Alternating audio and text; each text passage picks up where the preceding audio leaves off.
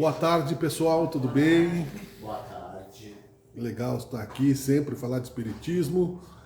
E vamos de novo, né? Eu sou Miguel, todo mundo que está aí me conhece, mas às vezes o pessoal da internet, né, está chegando agora. A gente vai falar de espiritismo, mas antes disso, né, temos a campanha de arrecadação de alimentos e tem várias possibilidades, não é, para que o pessoal doe arroz, feijão, macarrão, farinha. Quem quiser saber mais, a gente pede que entre na página aqui, né? Vou mostrar aqui na tela aqui para o pessoal ver o folhetinho, né? E tem os cartazes espalhados também, diz a Joana que está aqui, né?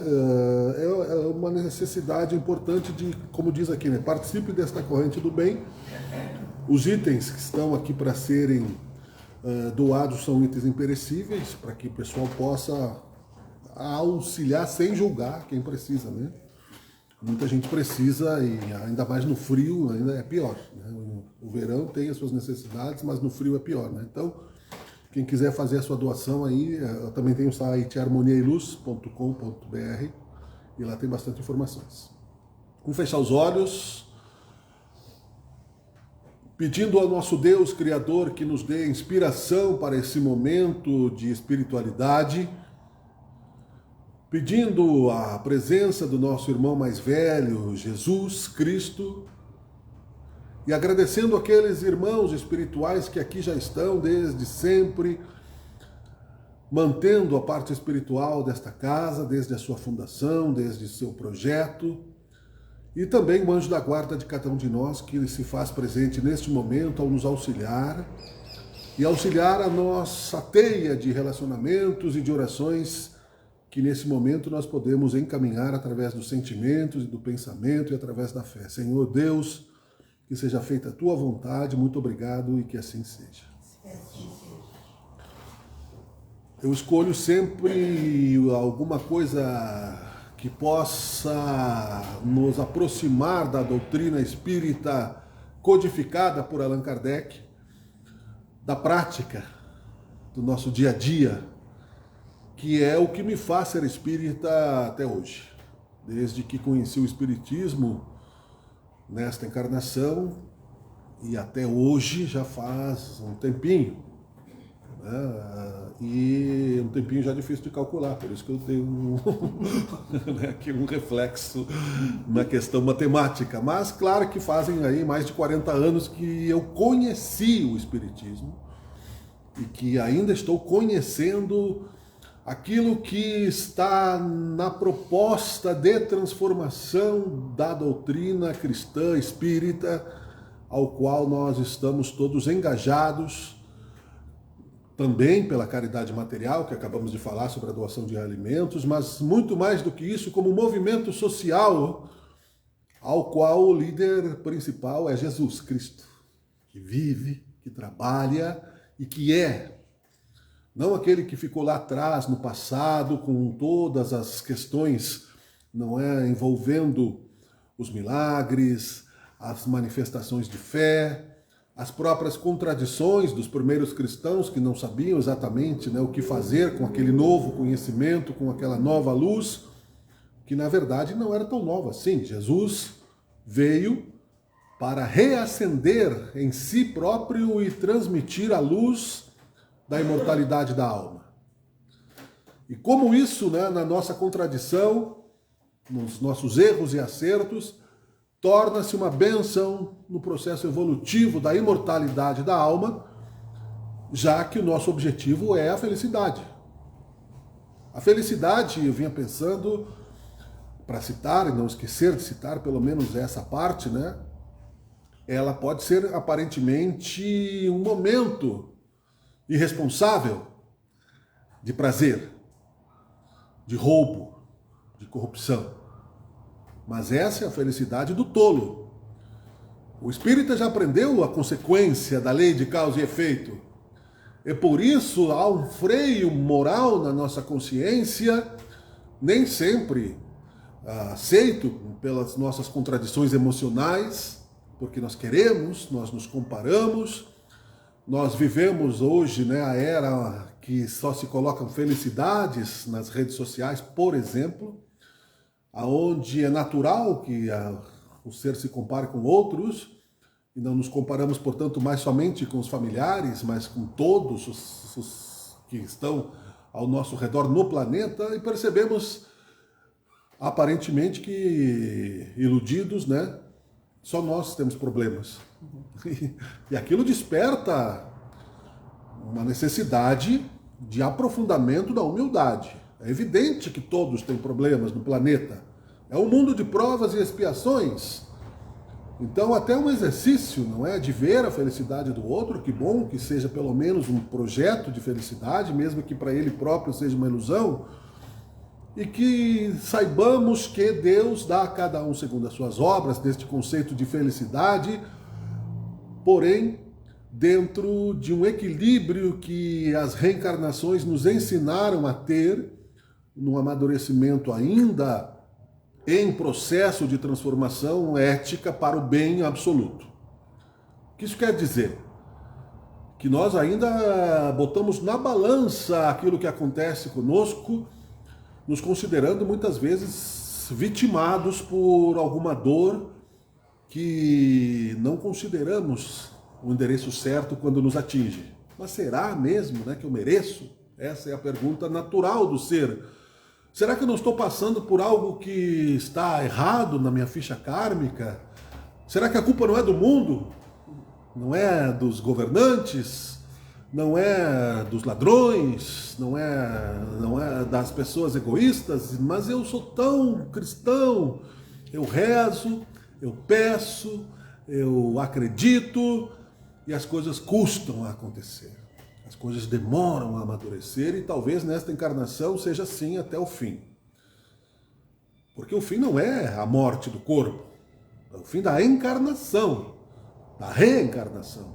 Nós estamos repetindo experiências até que elas se consolidem sem nenhum tipo de consideração de fantasia e nenhum tipo, não é, de mimo ao qual nos possa trazer a sensação de que podemos, bajulando a Deus, ter um tipo de privilégio, como se fazem com os poderosos da terra, ter algum tipo de vantagem que não seja o amor e a misericórdia de Deus, que é para todos.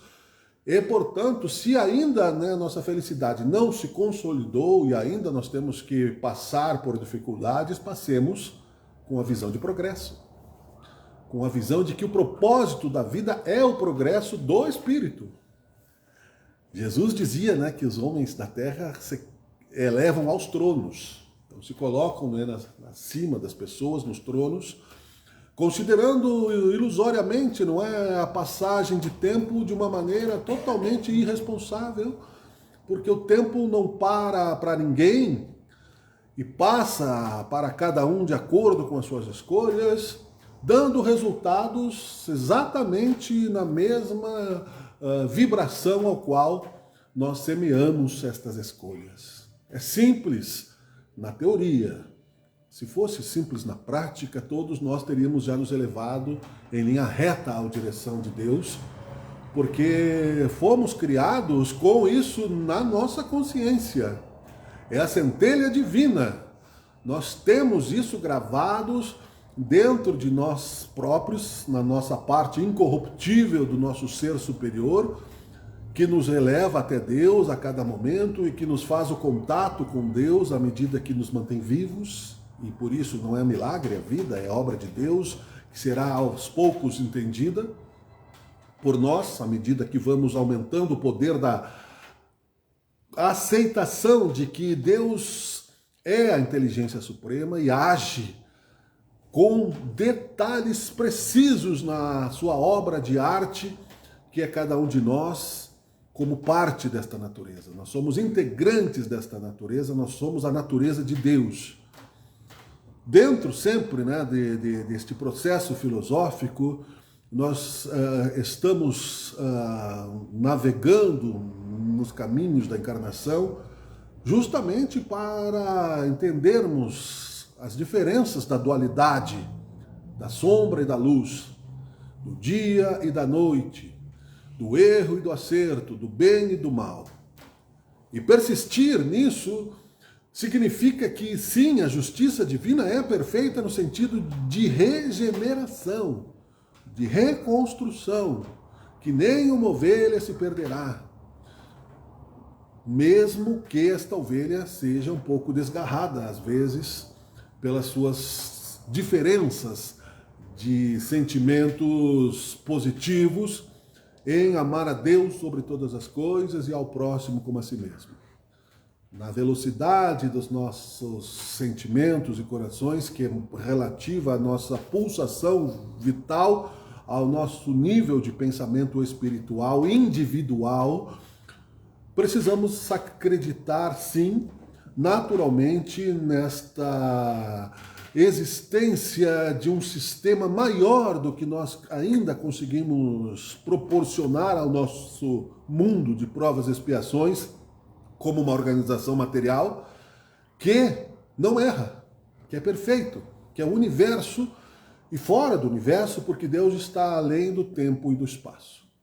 Se Deus está além do tempo e do espaço, se Ele criou todas as milhões de galáxias e de sóis e terras e cada célula do nosso organismo que mantém recebendo a energia que nós comemos através do alimento, caindo no sistema perfeito, num organismo saudável, que é transformado pelo estômago e que vai ao intestino, que se espalha até chegar na minha célula minúscula, vira energia que faz movimentar um braço, um dedo, uma palavra, um sentimento e nos faz andar na direção da compreensão das coisas. É muito importante saber que isso só pode ser algo tão magnífico quanto o fato de vivermos na busca dessa felicidade, na certeza de que essa felicidade virá mais cedo ou mais tarde, porque se Deus, como diz Jesus na parábola de olhai os lírios do campo, alimenta um passarinho, alimenta uma minhoca, alimenta uma mariposa aparentemente insignificante, que dirá, não é, da consciência que já passou por este processo e que também está protegida por Deus. Cada dia baste o seu mal, dizia Jesus, para que não nos desesperemos no processo de transição planetária, aonde muitos que são desgarrados desta compreensão cristã e ainda oportunistas no sentido de querer atrair para si o misticismo do poder, de considerarem-se exclusivistas no contato com Deus, achando que desta forma conseguirão algum tipo de benefício próprio, os falsos cristos e falsos profetas, como disse Jesus, que muitos virão em meu nome, mas não serei eu, dizendo que sabem o caminho e explicando então através de superficialismos que a lógica de Deus é quase que um machado, quase que separando, o tronco da árvore florida com uma grosseria e um desamor que não é parte da misericórdia de Deus. Não é assim tão simples, seremos exilados se não amarmos e vamos para outro planeta, não é? Eu não quero que meus filhos fiquem um planeta de distância do meu coração, né? Se eles forem para Flores da Cunha, ainda já vou ficar preocupado. Então imaginem, não é? Aqueles que nós amamos, né? Que nós temos sentimentos.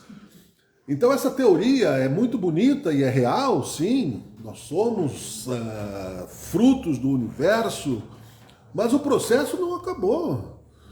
É cada um segundo as suas obras até o último segundo. Senão nós já teríamos neste outro plano primitivo, já teríamos voltado, que é muito dramático, não é? Muito triste para quem não consegue atingir a porta estreita do processo do amor.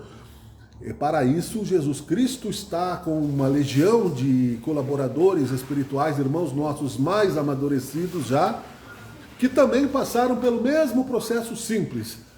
Se olhamos a energia do Sol e comparamos com a energia que tem dentro de uma célula, o processo de transmutação é o mesmo. Então, se olhamos a força de Jesus, que passou pelos problemas na Terra, e vemos os nossos problemas comparados com esta visão organizada mais claramente pelos Espíritos através das obras do Allan Kardec, do movimento espírita, mas não só por isso, né, pelo fenômeno da mediunidade, da espiritualidade que sempre existiu e sempre nos amparou, vemos que nós temos uma função neste processo também, que neste atual momento é nos prepararmos para equilibrarmos o nosso destino. Nos desequilibramos em algum momento das nossas existências, talvez porque não conseguimos renunciar a algum tipo, não é, de sentimentos de infantilidade do espírito, e que não deve ser alvo de julgamento dos outros, mas apenas de avaliação nossa própria. Quando em algum momento não conseguimos perdoar, quando em algum momento não conseguimos aceitar que Deus não dá um fardo mais pesado do que os nossos ombros, quando em algum momento esperneamos achando que estamos, como disse antes, não é, no planeta errado, no endereço errado, na família errada, no corpo errado, quando tememos o desencarne como se fosse algo que não é da natureza, a lei de passagem pelo corpo, porque quem não envelhece fisicamente desencarnou antes, é natural. E aí deixou muitas coisas, muitas oportunidades aqui. Estarmos encarnados é uma bênção, é uma oportunidade que exige confiança. Quando estamos, né, ultrapassando o tempo e chegando já à idade do corpo desgastado, precisamos entender que ali tem outras lições, inclusive de humildade, que nós precisamos aprender, porque se fosse necessário estarmos no plano espiritual, Deus teria nos chamado antes. Nós vemos pessoas que levam às vezes 10 tiros no assalto e não desencarnam. E a pessoa que passou na rua está respirando, né, e escorregou no banheiro, caiu e desencarna, né? Não é por acaso a vontade de Deus, tirando, é claro, outras questões que o suicídio, né, impõe erradamente e que terão também as suas consequências. E não é só isso. Os primeiros cristãos, e por isso que erros e acertos comparados com o comportamento de Jesus, que nos ensina e nos ama, nos traz também a lembrança de que nós estamos aqui porque não nos interessamos antes por este progresso. Nós estávamos mais presos a esta felicidade instantânea, de que era nos aliarmos a um exército de mercenários, por exemplo, não é, num determinado ponto da história, homens ou mulheres. Não eram só os guerreiros que faziam a guerra, né? Havia um suporte para que eles comessem, para que eles, né, tivessem nas aldeias, não é, o suporte familiar. Então se fazia, né, um combinado, se sabia que o guerreiro iria para uma outra aldeia, faria coisas que hoje, né, o noticiário traria como algo dramático demais, coisas violentas, mas trazendo riquezas, e os pórticos romanos eram de ouro, né, os jubileus e os pilares, roubado, destruído, com a cumplicidade e conivência daqueles que participavam das festas do Coliseu e de sangue. E Jesus, neste caldo cultural, coloca o próprio Emmanuel no livro Ave Cristo, trazia a lembrança de que a vida é imortal e também o exercício da visão dos mundos espirituais. Neste livro, Ave Cristo, rapidamente falando, é a história de um pai que desencarnou por motivos difíceis lá e de aparentes contradições, e que o seu filho, não é, roubado com sua esposa por um romano inescrupuloso que se apaixonou e queria felicidade imediata, não se preocupou com o irmão, levou, né, por artimanhas do poder e do dinheiro o homem ao desencarne, roubando a sua família. Esse espírito queria resgatar, então, o seu filho espiritual, e no plano espiritual conseguiu reencarnar como uma criança próxima daquele núcleo, já não como pai. E por várias circunstâncias, não é o filho que acabou se tornando um espírito rebelde, também não era por acaso que ele foi tornado órfão por um padrasto que depois o transformou num orgulhoso romano, perdendo todas as riquezas materiais, perdendo a própria visão, voltando-se ao cristianismo por necessidade de aos poucos ir amadurecendo e amaciando este orgulho que nos leva a querer a felicidade a qualquer preço e a qualquer custo, na lei de causa e efeito, e entendendo então que a vida é mais do que esta matéria, do que esses momentos, não é, de prazer fortuito. E então esta criança, o quinto Varro era o nome dele, enxergava os espíritos. conversava com os espíritos, né, 200 anos depois, e via, né, que havia ali um chamamento, como os apóstolos diziam, e quando se estava na arena, por exemplo, do Coliseu, as mães cristãs eram consideradas malucas pelas outras mães, porque permitiam que seus filhos fossem devorados na carne pelos leões, mas elas estavam vendo o mundo espiritual, elas não estavam vendo a boca da fera. Elas estavam enxergando ali a necessidade daquela confirmação de fé, naquela amplitude que hoje não existe, talvez da mesma forma tão cruel, mas de outra sim, ao qual nós ainda estamos, então, 2000 e tantos anos depois, buscando em nós, porque não consolidamos nas encarnações passadas. Somos os trabalhadores da última hora e ainda assim não estamos abandonados pelo Cristo, graças à misericórdia de Deus e de Jesus, que dizia, né, no Pai Nosso, e diz: seja feita a vossa vontade, assim na terra como no céu. Deus, que é o Pai Criador, Jesus, o nosso irmão mais velho que nos orienta, mandou através, né, de um clarão de luz Moisés para os 10 mandamentos, quando no Monte Sinai havia ali uma sombra e uma escuridão de materialismo, sendo que os hebreus, né, desgarrados da escravidão do Egito, criaram o bezerro de ouro enquanto esperavam Moisés e passaram a adorar o materialismo também, justamente, né, por a impaciência humana que não sabe esperar a hora certa, né, da libertação. E aí nos comprometemos justamente, né, porque precisamos entender que se não conseguimos enxergar o infinito, porque somos pequenos ainda para isso, precisamos entender, como disse o próprio irmão Jesus, um dia de cada vez. O Consolador prometido não é uma esperança distante do nosso agora, é uma certeza de que dividamos o dia pelos problemas da hora e sigamos, né, passo a passo, mesmo que lentamente, na direção da luz, para que não nos comprometamos mais, não nos atrasemos mais e confiemos de que nós estamos, sim, sob a asa de um Pai que é bom. Não é o Deus cruel que foi colocado em alguns momentos da história, e nem mesmo, né, como tem um livro aqui do Allan Kardec, codificado dentro do Pentateuco da doutrina espírita, deixando claro que não existem penas eternas, que é o céu e o inferno, que vale a pena a gente ler mesmo 200 anos depois, quase, da sua codificação. O Espiritismo veio trazer a constituição desta organização espiritual como a terceira revelação. Falamos de Moisés lá com os 10 mandamentos, ainda era um povo endurecido e rebelde. Jesus chegou a dizer para os hebreus e aqueles que pegaram e colocaram esse conhecimento nos templos, raça de víboras, porque traidores de Deus e de si próprios pegavam o conhecimento, era uma raça de profetas, não é? Ao qual o próprio Jesus fazia parte, não é? E, portanto, ele se dizia, quando foi levado à frente de Herodes, que era o rei dos judeus da época, dos hebreus, não é? Jesus disse assim: eu sou rei, mas o meu reino não é deste mundo. Era uma visão além daquilo que se podia entender ou que se queria entender, sendo que o conhecimento da imortalidade da alma, das leis de causa e efeito, não é algo novo.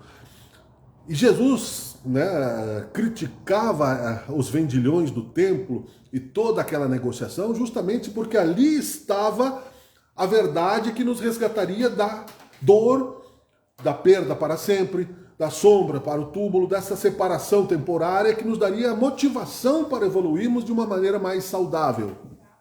Então, tentou derrubar, né, através do amor as barreiras do templo, mas, infelizmente, a violência daqueles mesmos que Jesus chamou, não é, de raças de víboras, porque não conseguiam ir além do rasteiro, não quer dizer que Jesus os amaldiçoasse ou ofendesse, porque o objetivo é nos elevarmos, não aos tronos da terra, mas às liberdades espirituais, à luz, que nos fará olhar com caridade para baixo e não com soberba para baixo, que eu digo é na questão de evolução de irmãos mais novos, que ainda não têm a mesma compreensão, que não passaram pelas experiências necessárias para encontrarem também todas as heranças magníficas do infinito, que são muitas.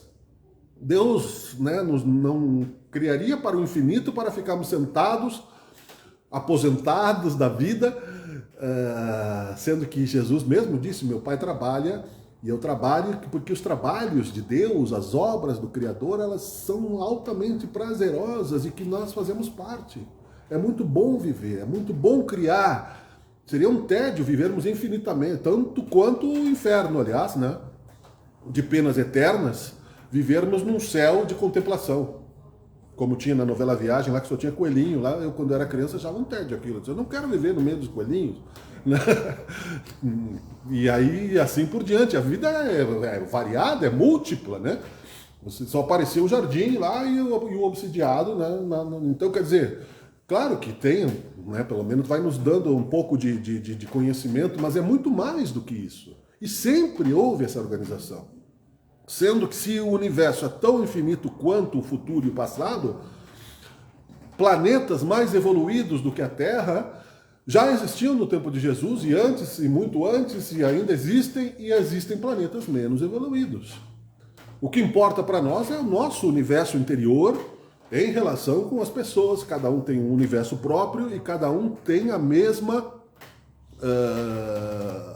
o mesmo valor para Deus no universo infinito. Cada um tem o mesmo espaço no coração de Deus.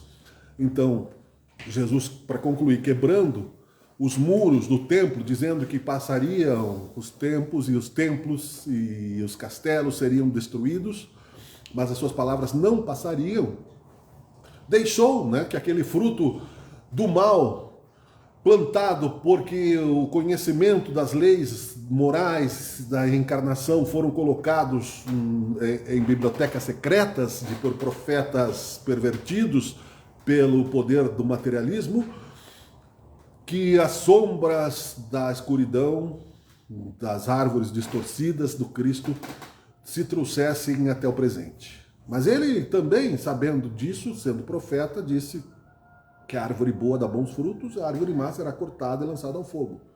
Não é? Uma parábola simples, mas lembrando que Jesus é o jardineiro do bem e da luz. E organizou no plano espiritual, então, o caminho do Espírito de Verdade, que é um grupo de espíritos missionários. Nem todos serão totalmente eficientes, ainda está em processo isso, porque nós vemos que só uma parte do mundo conhece a visão espírita das religiões. Não é o futuro das religiões ou espiritismo. Não é, o futuro não é ser todo mundo espírita. O futuro não é todo mundo ser igual em termos de religião, mas todo mundo entender que existem mundos espirituais, que a morte não existe, que existem fenômenos que podem ser tratados de uma maneira diferente, que existem compreensões mais positivas da parábola de Jesus e que o espiritismo tem um pouco de responsabilidade maior nisso, porque aqueles que estão neles envolvidos, não é, já sofreram demais pela cegueira do cansaço de não saber para onde estamos indo, né? Dizem, né, as más línguas, que Moisés ficou 40 anos no deserto porque não pedia informação. Né? Como era um homem orgulhoso, não é? Não queria pedir ajuda para ninguém, né? Mas é claro que não foi isso, né? Ele estava ali esperando, né, um amadurecimento da raça, né, o momento certo. Porque a partir do momento que os escravos saíram das comunidades do Egito, mesmo sendo escravos, né, se perderam. Então, muitas vezes, o nosso grilhão é a nossa salvação disciplinar, né? A nossa limitação financeira, a nossa limitação intelectual, a nossa limitação física. Se um olho for motivo de escândalos, dizia Jesus, arranca e lança ao fogo.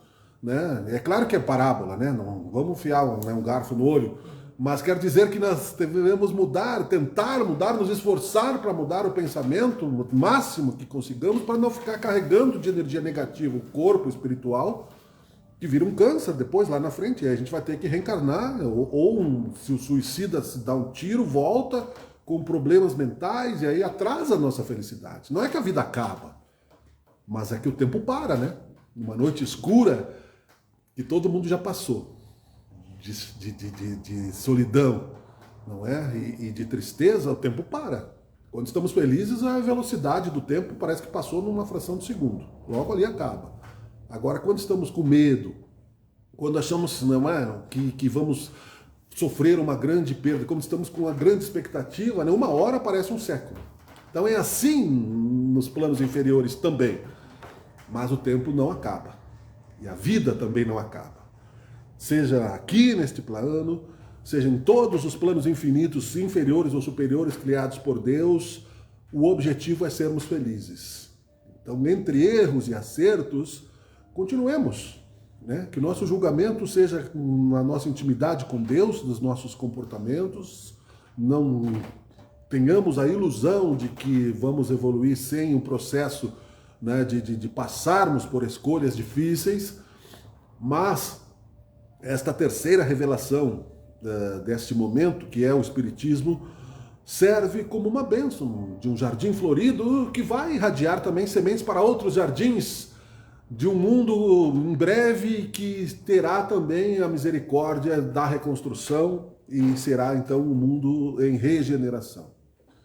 Não quer dizer, não é, como eu disse aqui, que irmãos nossos, amigos e amores não estejam em outros momentos, como eu disse, né, daquele pai que reencarnou para salvar o filho, né, dos momentos mais difíceis, das vibrações inferiores, que não teremos outros desafios. Então é um mundo em regeneração, ainda não vamos estar felizes, porque nós podemos ter passado a porta própria estreita de conseguirmos, não, eu consegui livrar o meu karma, vou viver na terra feliz, mas o meu filho não. E agora, como é que eu vou ser feliz, né? Como é que eu vou conseguir ser feliz?